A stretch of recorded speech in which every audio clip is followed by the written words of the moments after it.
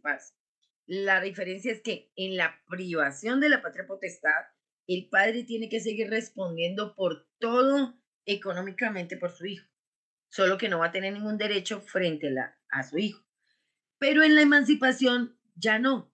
O sea, en la emancipación el padre ya no tiene ninguna obligación con su hijo, económica ni en ningún sentido. ¿Sí te queda claro, Lina, la diferencia entre las dos? Sí, profe, muchas gracias. Vale. Yolanda iba a hacer una pregunta. Profe, en caso tal de que el niño no sea emancipado y se salga a vivir pues, de la casa de los padres, o sea, estarían obligados pues a responderle al hijo así el hijo no viva dentro de la casa de ellos o como. Sí, claro, pero obviamente que si él lo va a demandar por alimentos, por ejemplo, a un defensor de familia, lo primero es que le va a solicitar el restablecimiento de derechos. Y el restablecimiento de derechos es que el menor tiene que vivir con sus padres. Entonces, si el menor sale de la casa a vivir solo eh, y no quiere volver con sus padres y el defensor de familia mira que el menor ya es un menor adulto, como se llama, entonces puede otorgar la emancipación. Ahora, Yolanda, no te preocupes, tú estás viviendo acá en Popayán y tus padres allá en Tumaco, pero obviamente es porque estás autorizada de tus padres a tener una residencia diferente por razones de estudio. Eso es muy diferente a que simplemente te fuiste de la casa y te fuiste a vivir aparte. ¿Sí, sí es claro? Sí, profe, gracias, pero no tienen que ver nada conmigo. Creo que No, Yolanda no quiere sé. hacerlo. Ah, Profe Sandra, otra pregunta. Usted dice que en la emancipación judicial se tienen que cumplir dos factores, ¿no? Que es la madurez psicológica y en la y parte económico. económica. ¿En sí siempre tienen que cumplirse esos dos o se puede cumplir uno de los dos nomás y ya poderse emancipar? Cuando hay emancipación, siempre el defensor de familia, porque acuérdense que estamos hablando de emancipación cuando son menores, pues cuando son mayores de 18 años, simplemente se solicita la emancipación judicial y no le van a exigir las dos cosas. Estos dos requisitos son para cuando la emancipación es frente a un menor de edad, entre 14 y 18 y 17 años. Los menores de 14 no se pueden emancipar, entre 14 y 17. Y claro, están los dos requisitos. ¿Por qué razón? Pues vuelvo a lo mismo, porque la protección del menor tiene que garantizarse. Entonces, el defensor de familia puede decir, sí, listo, usted se quiere emancipar y cree que se manda solo. Ok, pero pruébeme que usted puede responder por usted mismo. Entonces, ahí va a haber una responsabilidad del defensor de familia de garantizar que el menor tiene cómo responder económicamente, pero también tiene la madurez suficiente para responder económicamente. ¿Sí? La verdad es que mira que la figura de la emancipación es una figura que es tan útil y casi no la utilizan. A mí hay muchos padres que me llaman y me dicen, no, es que ella se fue de la casa con un noviecito que a mí no me gusta y ahora pretende que yo le siga pasando la cuota alimentaria. Se la tiene que seguir pasando. Así ella viva con el noviecito, porque es que es el padre. Entonces yo le digo, solicite la sentencia de emancipación y listo. Si ella tiene la madurez psicológica para irse a vivir con alguien es porque tiene la capacidad de ya vivir sola. No, que pobre mi hija, que emancípela. Pero a veces los padres no lo hacen por miedo, por temor, Profe, porque les otra da pena pregunta la ahí con lo que vergüenza. está hablando.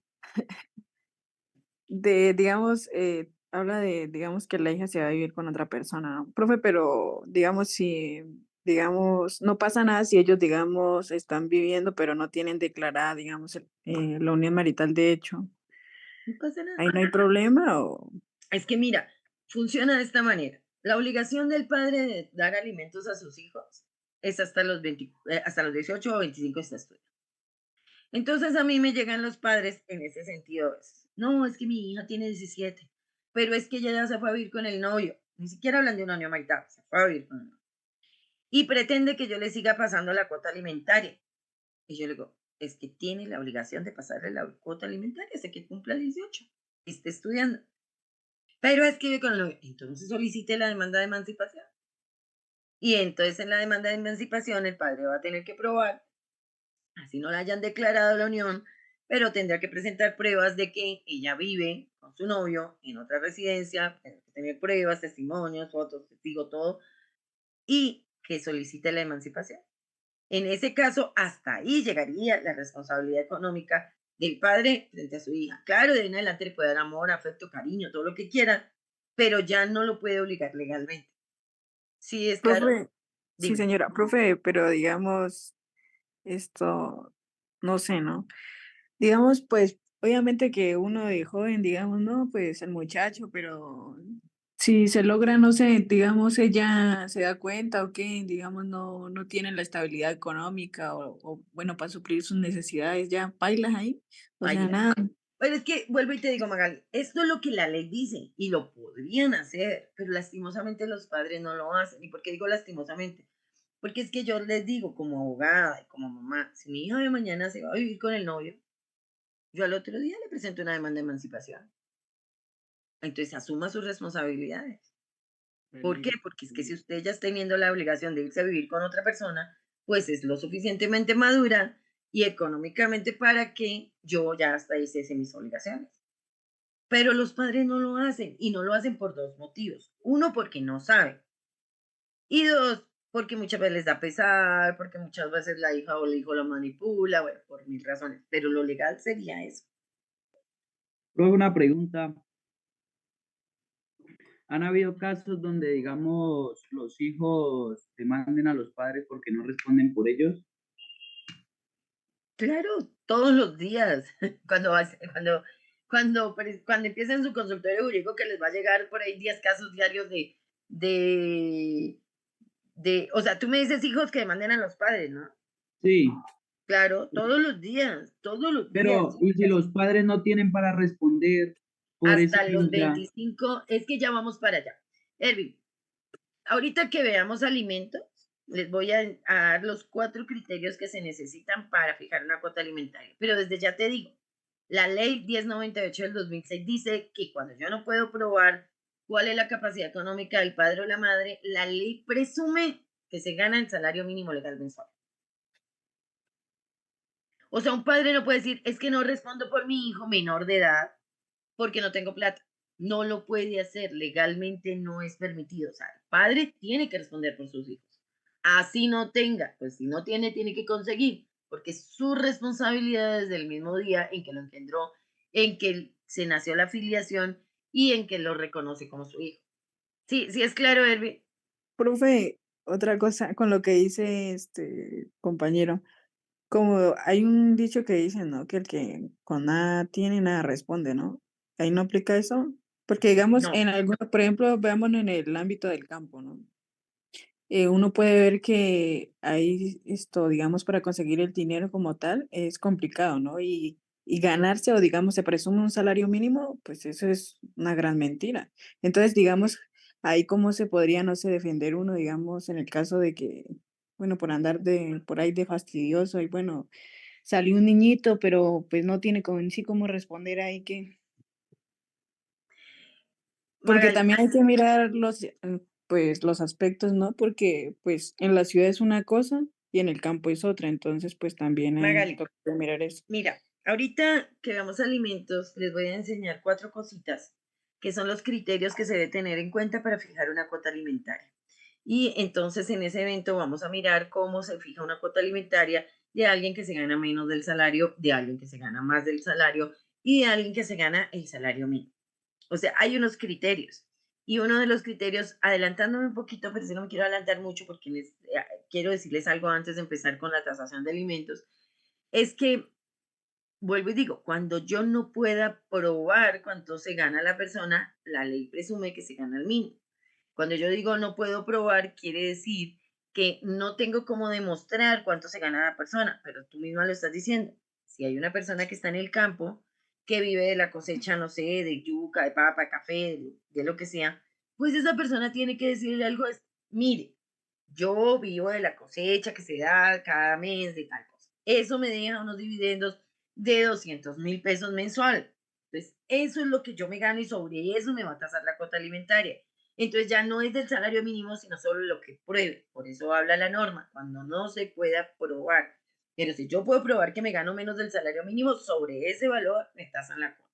Pero también, si yo pruebo que se gana 4 millones, sobre 4 millones me van a tasar la cuota. Pero si yo no puedo probar ni lo uno ni lo otro, la ley dice se tasará con base en el salario mínimo. Pero ahorita hablamos de eso. Espérenme, voy a hablar de otro aspecto. Antes, Profe, ¿alguien yo más tengo una tiene alguna pregunta. duda sobre la patria potestad y sobre esto que estamos hablando antes de que pasemos al otro? Profe, yo tengo una pregunta, pero cuando usted hablaba que los padres también podían demandar a los hijos, ¿no? Y en caso tal de que el hijo pueda probar que el padre siempre ha estado ausente o nunca estaba ahí presente ni respondiendo por el hijo, él puede llegar al punto de no responder por el papá por eso. Sí y no.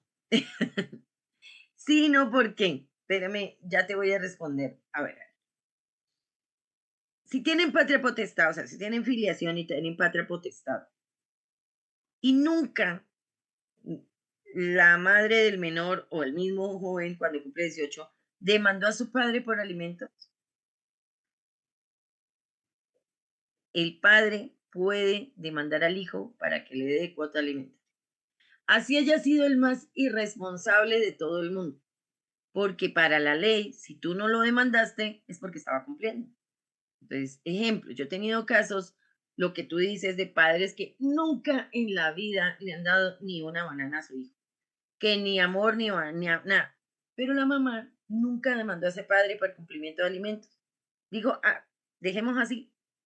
Y resulta que pasó el tiempo, su hijo estudió, le va muy bien económicamente, tiene una situación económica próspera y el padre se enfermó gravemente o tiene una situación económica paupérrima, el padre perfectamente puede mandar a ese hijo. Y ese hijo no se puede negar, porque lo único que tendría ese hijo para negarse sería una privación de patria potestad o una suspensión de patria potestad que se da por el delito de inasistencia alimentaria, entre otras razones que ya hemos hablado. Entonces, yo siempre le digo a las mamás, cuando llegan y dicen, no, es que no responde, y yo siempre le digo, demande, pero ¿para qué si no tiene nada? No importa. Así le fijen una cuota de 50.000 pesos, de 20.000 pesos, no importa. Pero el hecho que exista una sentencia de fijación de cuota alimentaria y que él incumpla, entonces me da cuenta a mí de suspender la patria potestad. Entonces, sí, cuando esa persona esté anciana o cuando esa persona esté enferma o cuando esté en esa situación y solicite la demanda hacia su hijo va a decir, no, señor, porque es que a mí me suspendieron la patria potestad. Porque es que usted les privaron la patria potestad, porque es que usted fue irresponsable. Mire, aquí tengo la sentencia de demanda de alimentos, aquí tengo la sentencia de inasistencia alimentaria, aquí tengo esto. Y no está obligado a dar. ¿Sí es claro? Creo que me quedé Sí, sin audio. profe, ya me quedó claro. Sí, vale. Entonces, eso es muy importante que lo tengamos claro. Por eso es que es tan importante cuando ustedes estén en asesoría en el consultorio jurídico. Yo siempre en clínica les digo, o pues cuando edito en clínica les digo, muchachos, tengan mucho cuidado. La información que ustedes tienen que darle a las mamás cuando van o a los papás cuando van para que el padre, su hijo responda o no responda, tiene que ser muy clara y muy a futuro. Ustedes tienen que decirle, mire, tiene que demandarlo y tiene que fijar una cuota, así no la pague, porque esa es la garantía de que esa persona después no vaya a solicitarle Profe, al padre. Dime, una pregunta. Sí, sí, bueno, pues el niño demandó a los padres por la cuota pues, alimentaria. Y si le dan 1.000.000 de pesos y el niño dice que ese 1.000.000 de pesos no le sirve, que necesita más, ¿sí se puede? ahora te contesto, no te voy a contestar eso ahorita, ahora más ratico vamos a ver. Ahora que veamos Ah, tasación de alimentos, te contesto eso. ok, pues gracias. Vale. Bueno, muchachos, entonces, miren que ya tenemos claro qué es filiación, ya tenemos claro que la patria potestad se deriva de esa filiación. Y ahora vamos a mirar que uno de esos elementos de la patria potestad es bueno, antes de eso, porque nosotros estábamos hablando de la afiliación extramatrimonial, y yo les dije que cuando un hombre se niega a reconocer voluntariamente a su hijo, pues la madre de su hijo puede demandar en un proceso de reconocimiento de hijo extramatrimonial o filiación para que el juez lo condene. Ahora, consecuencias de que se niegue el reconocimiento. La primera consecuencia es que el juez le puede decir, sí, efectivamente, en el proceso se probó que usted es el padre, pero como usted se negó a responder por su hijo, a reconocerlo voluntariamente, entonces yo le voy a dar la patria potestad condicional. Eso quiere decir que usted va a tener todas las obligaciones con su hijo, pero no va a tener derechos. Ese es un riesgo grandísimo que se otorga. Por eso yo les digo a ustedes que cuando ustedes asesoren a un padre que lo hayan demandado para que reconozca un hijo extramatrimonial, no nieguen el reconocimiento, justifiquen la negativa. Me explico. A Pedro le llega una demanda y le dicen, mire, la señora X lo demandó a usted para que reconozca voluntariamente a su hijo o para que mediante un juez se diga que ese hijo es suyo. Usted contesta la demanda y usted tiene que justificar, usted tiene que decir, mire, señor juez, efectivamente, yo inicialmente me negué al reconocimiento o le dije a ella que se hiciera la prueba genética para poder saber si era mi hijo o no, porque resulta, ejemplo, que para la época de la concepción, ella tuvo relaciones sexuales no solo conmigo, sino con mi mejor amigo. O ella tuvo relaciones sexuales en la misma fiesta con 4 personas diferentes. O resulta que para la época de concepción de la época de concepción que yo ya les expliqué en clase, que son más o menos como 6 días casi, o 7 días, yo sí estuve con ella una vez, pero yo me fui de viaje y sé, tengo certeza que ella tuvo con otra persona. O sea, la razón que sea justificable, porque yo estoy negándome el reconocimiento. Porque si no justifico por qué me negué al reconocimiento voluntario, entonces me van a dar la patria potestad condicional. Regálenme en un momento, yo voy a cerrar una puerta que es que están guadañando acá y se escucha.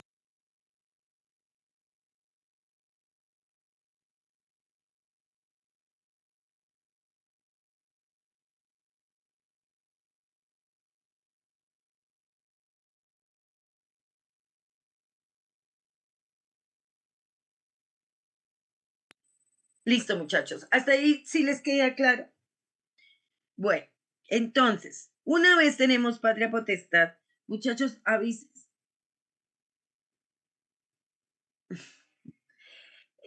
muchachos, avísenme cuando alguna cosa o así, mándenme una carita porque yo, como hace rato me quedo hablando sola y de pronto es que se ha cortado la llamada.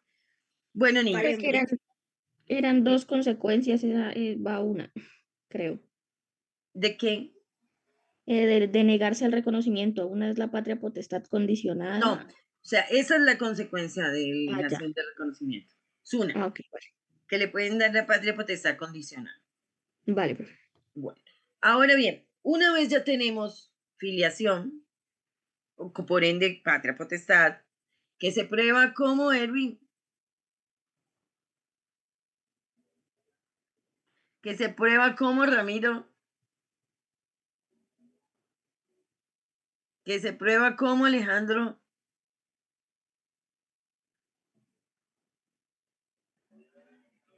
no, se fueron todos. Profe dijo que era con el registro civil y una nota que se le hace, una nota Magali, marginal. yo no le pregunté a usted. Ay, profe, es que nadie participa, pues me estresa si tengo la No, bueno, No, yo, yo ya iba, profe. buenos días, despierten, por favor. Buenos días, profe. Hola Ramiro, ¿cómo estás? Buenos días. Muchachos, profe, la no se vale que no deje participar, así no se puede, ya no le participo más, oye. mentí, Magali, no, es que quería ver si los demás estaban despiertos. Ya me di cuenta que apenas están disfrutando. Bueno, muchachos, Magali, claro, con el registro civil de nacimiento donde tenga la nota de parentesco, no se olviden de eso, jamás. Si no tiene la nota de parentesco, no podemos probar la filiación. Y si no podemos probar la filiación, sencillamente no vamos a poder exigir ninguna obligación de parte de los padres. Profe, se Bueno, llamaba nota germinal, ¿cierto? no, ¿cuál ¿Cómo es nota que era? terminal? No, nota. Marginal. Eso, ¿Dónde anda germinal. Sofía? No la veo aquí en los participantes. Bueno, sí, ya vi a Sofía. Bueno, muchachos, entonces, ya tenemos filiación. Ahora ya tenemos patria potestad. Como ya tenemos patria potestad, dentro de la patria potestad están la fijación de una cuota alimentaria. Entonces, ahora vamos a ver que para fijar esa cuota alimentaria se dan 4 criterios. Quiero que los copien ahí en su cuaderno. 4 criterios. El primer criterio es la filiación.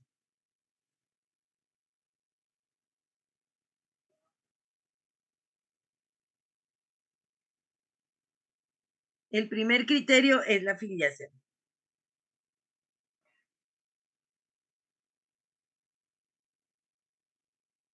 Listo, profe, dicte. El segundo criterio es las necesidades del menor. Profe, ¿me puedes repetir ese segundo criterio, por favor? Necesidades del menor.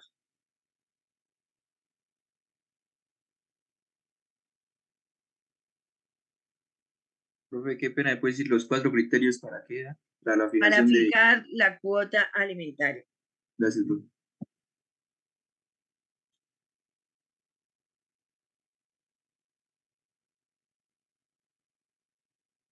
Entonces, primero, filiación, que se prueba como con el registro civil de nacimiento. Segundo, necesidades del menor. Tercero, capacidad económica del alimentante.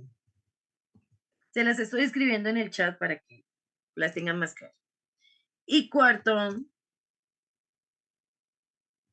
número de personas a cargo del alimentante. Son los 4 criterios. Vamos a ir mirando uno por uno.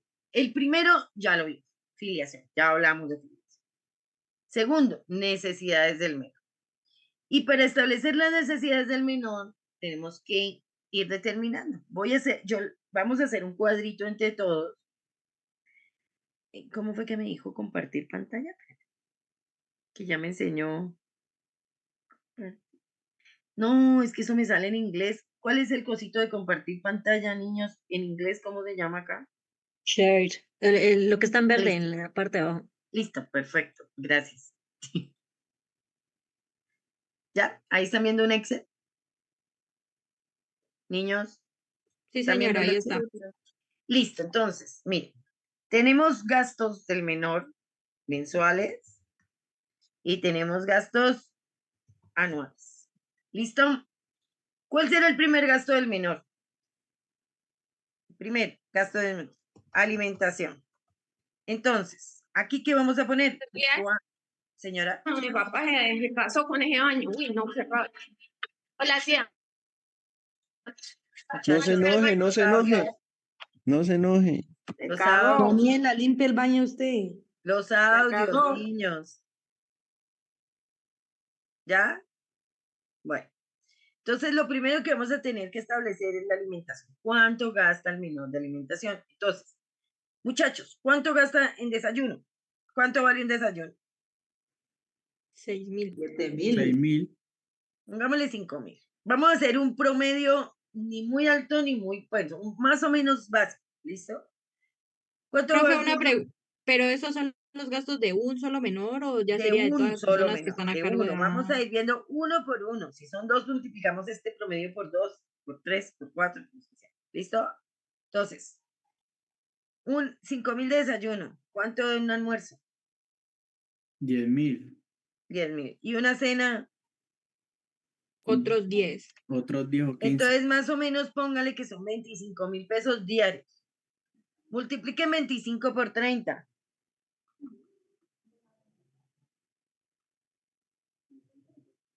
750. Entonces, mire que 750.000 pesos gasta un menor promedio en alimentación. ¿Listo? Ahora, ¿qué otra cosa? Aquí están viendo el Excel, ¿cierto? Y estamos haciendo el cuadrito. Ahora, ¿qué otro gasto tiene un menor? Educación. Alimentación, ¿qué más? Educación. Educación. Salud. Espérenme, educación. En los colegios promedio no se paga mensualidad, ¿cierto? Pero vamos a poner aquí que el menor paga 100.000 pesos. Promedio. de educación. Estamos haciendo, pero les digo, un promedio de ni muy privado ni muy público, intermedio. Los uniformes del colegio. Ya voy. No, eso Esos ya iría uniformes del anual. colegio son anuales. Anual. ¿Cuánto se gasta en uniformes en el colegio anuales? 300, 500. ¿Cuánto, más o menos? 200. Pongámoslo. Uniformes. 300. ¿Cuánto? 200. 300. No, 300. Listo. Mire que estamos haciendo mensuales y anuales. Ahora, educación.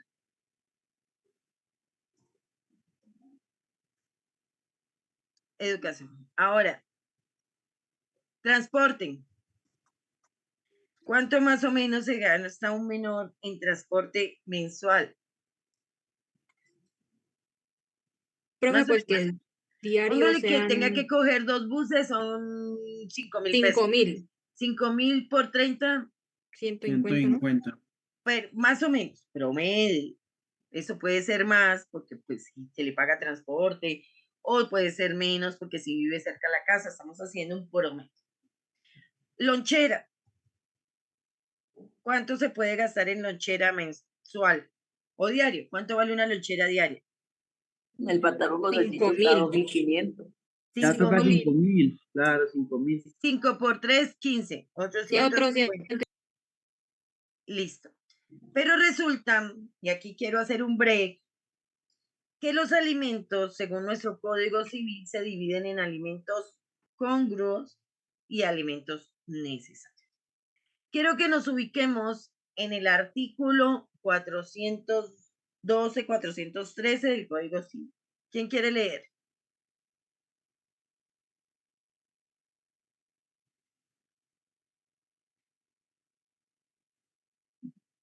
Todos no, uno solo.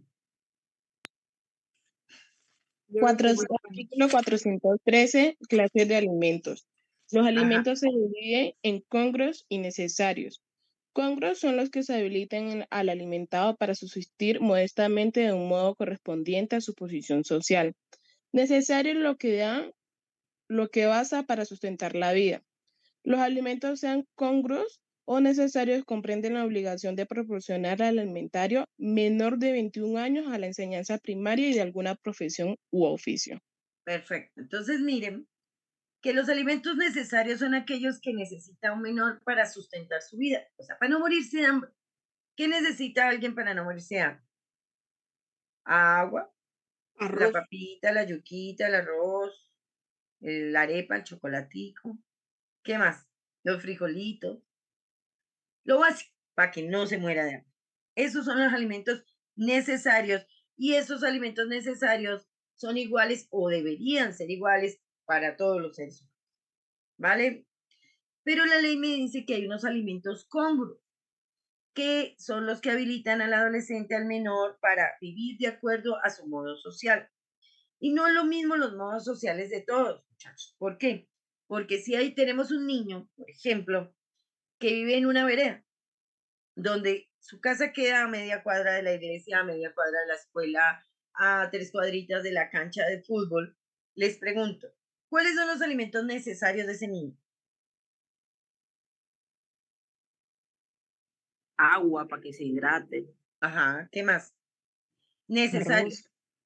Pues todos los que necesite para sobrevivir, como habíamos ¿Cuáles? dicho. Díganme, ¿cuáles? Arroz, ¿no? ¿Cuáles? Los Arroz, granos y el papa. agua. Sí, el desayuno, el almuerzo y la comida, ¿cierto? Sí. Ah, y el vestido de los niños se va a ir desnudo. ¿Eso no es necesario? Obvio. Ah, Sí. entonces el vestido. Los servicios. Profe, pero usted está diciendo alimentación. Necesario. Yo no dije que alimentación, sino necesario. Ah, Necesarios implica lo que necesita una persona para no morirse. Y yo pregunto, ¿solo necesitará comida para no morirse? ¿O también necesitará vestido? y O sea, vivienda, ropa. profe. Bien. Ah, entonces, mire, ya me voy a otros elementos del necesario. Entonces, vivienda, vestido, alimentación. Básicamente, eso es lo necesario que necesita una persona para no Uy, morirse. Ni de frío ni de hambre. profe, le quería Ahora, hacer una pregunta. La recreación dentro también ya ahí. vamos para allá. Dame un minuto porque voy por partes, ¿vale? Porque quiero que esto quede muy claro para ustedes. Estamos en los necesarios. ¿Será que si yo no me recreo me muero? No. Todavía no estamos allá. Esperen tantito. Ahora, me está diciendo el código que tengo unos alimentos congruos que van a depender del modo de vida en que yo esté. Ahora aquí sí me voy a ir a otros componentes que yo necesito y que no necesariamente me van a dejar morir, pero los necesito como ser humano, como son cuáles. Entonces, educación. ¿El menor tiene la educación allá en la vereda garantizada? Sí, dijimos que su escuela quedaba a 2 cuadras, ¿vale? Orientación religiosa, orientación educativa moral, ¿la tiene garantizada? Sí, porque la iglesia también Perfecto. está cerca. Tiene una cancha, entonces va a jugar fútbol, entonces ¿qué necesitará para jugar fútbol? Un balón. Un balón y unos zapatos, ¿cierto? Especiales para jugar. ¿Qué más necesita ese menor dentro de lo que ustedes miren que pueda necesitar de acuerdo a dónde vive y a las condiciones que sus padres podrían, como decía Magali en ese momento, satisfacer? ¿Qué más puede necesitar ese menor en ese contexto que les estoy poniendo? Unas botas. Unas botas. ¿Qué más? Hasta allí nada más, ¿cierto? Ahora, voy a ponerles un menor que viva acá en Popayán. Voy a poner un barrio X, Campo Bello, que enfrente de Torremolinos, que es más o menos estrato 5 o 6. Y es un menor que estudia en un colegio bilingüe y es un menor que tiene clases de tenis por la tarde, es un menor que tiene clases de inglés los martes y jueves, es un menor que tiene clases de piano los sábados y tiene clases de equitación los jueves. Además de eso, el colegio le queda a media hora de transporte. Entonces, volvamos al principio. ¿Cuáles serán los alimentos necesarios de ese menor? Los mismos. No me digan que los mismos, díganmelo. ¿Qué necesita ese menor? Alimentación, Desayuno, almuerzo y transporte. comida. Perfecto. Ya no vamos a entrar a decir que Entre desayuno día. el uno, que desayuno el otro, pero lo mismo. Entre Mediodía, día. ¿Qué más porque necesita? Transporte. Transporte. ¿Qué más necesita? Ropa. ¿Qué más necesita? el recreo también. Listo. ¿Qué más necesita? Necesario. ¿No necesita vivir en una casa? Sí, obvio, pues. Ah, bueno. Entonces vivienda. No es obvio, muchachos. Cuando ustedes estén liquidando esto en la vida real, nada es obvio, porque todo suma. Y ahora vamos a dar cuenta que todo suma. Ahora sí. ¿Qué Salud, necesita? profe. Ahí no Señor, entra. ¿qué? Salud. Lo que pasa es que la salud tiene un componente diferencial y es que se supone que tenemos garantizada la salud por una EPS, pero lo que no cubra el POS, claro que sí, entra aquí. Ahora, ¿cuáles serán los alimentos congruos de ese menor? Ahora sí, Ahí dígame. sí entra todo lo de su deporte, los Bien, deportes que practica, los dígamelo. uniformes, los ¿Qué? transportes para ir La raqueta de Transporte. tenis. ¿Qué más? eh, mm, La agua que se toma, la Ese es fruta. necesario. Las ¿Qué más? clases particulares de inglés. Entonces necesitará el libro de inglés, necesitará Equitación el también. caballo para la equitación, necesitará las me raquetas de imagino que eso tenis. también implica una mensualidad para cada... Exacto, el pago de la mensualidad de las actividades extracurriculares, ¿cierto? O esas actividades que están por fuera. La mensualidad, obviamente, del colegio, la matrícula, todo eso. Entonces, todo eso va a ser con... Eso es lo que la ley dice con los avances. Tenemos unos elementos básicos que todos los menores tienen que tener, pero también tenemos unos alimentos que van a depender de la capacidad económica del padre o madre, del medio donde vivan. Y yo no puedo decir, bueno, niño en la vereda de X cosa, entonces tengo que obligar al papá a darle clases de Cambridge porque todos los niños tienen que aprender inglés. Porque se supone que eso va a depender también del modo y de lo que el papá o la mamá o su medio le pueda orientar. ¿Hasta allí vamos bien? Sí, profe. Bueno, Sí, bro. dicho esto es lo que dice el Código Civil, pero la Ley 1098 del 2006 trae el concepto de alimentos integrales. Y no es que vamos a poner a los niños a dieta, ¿no? Y entonces vamos a poner a comer pan integral y todo integral, no.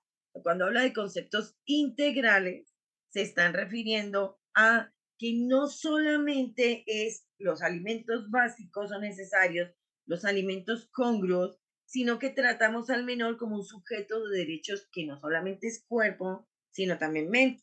Entonces ahí viene lo que sea.